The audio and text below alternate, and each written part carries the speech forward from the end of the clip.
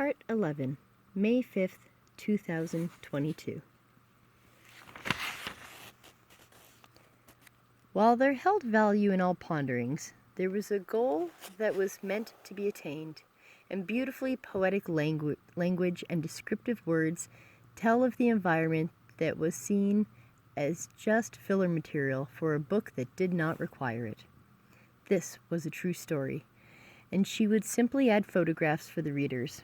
A picture was worth 1,000 words, and people's time was the most valuable currency in their possession.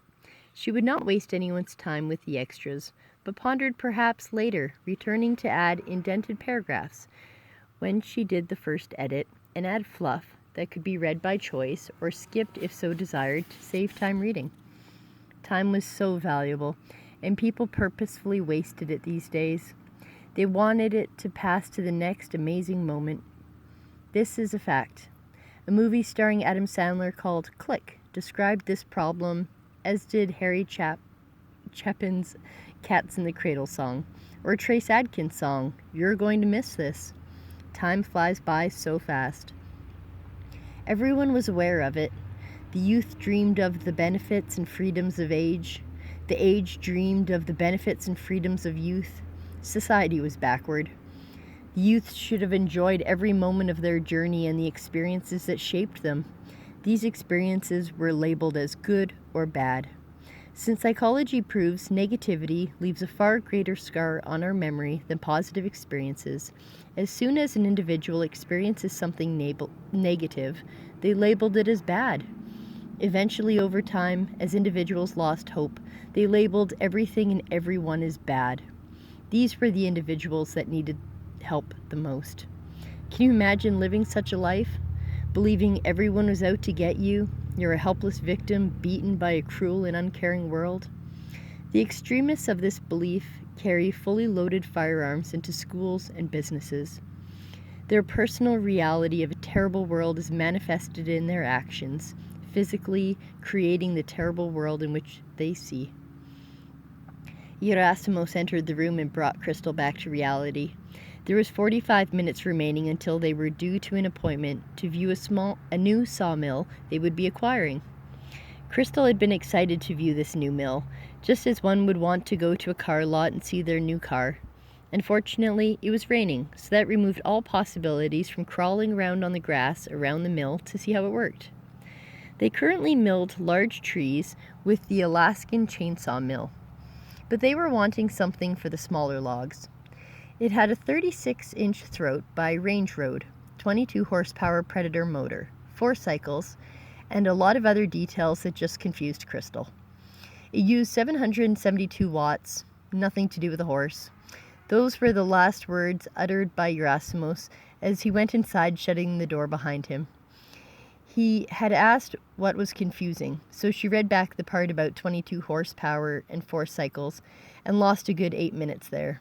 It wasn't lost. He was trying to teach her.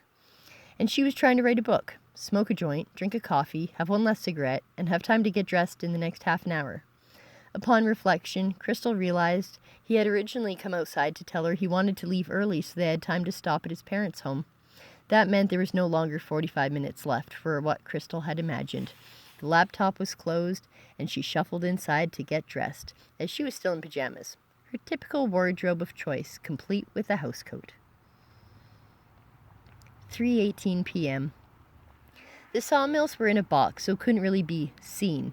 However, a log cutter splitter was set up from the same brand that they could see. The welds looked good. It was blue and faded yellow. The cutthroat was not a full 36 inches, but rather 31.5 inches.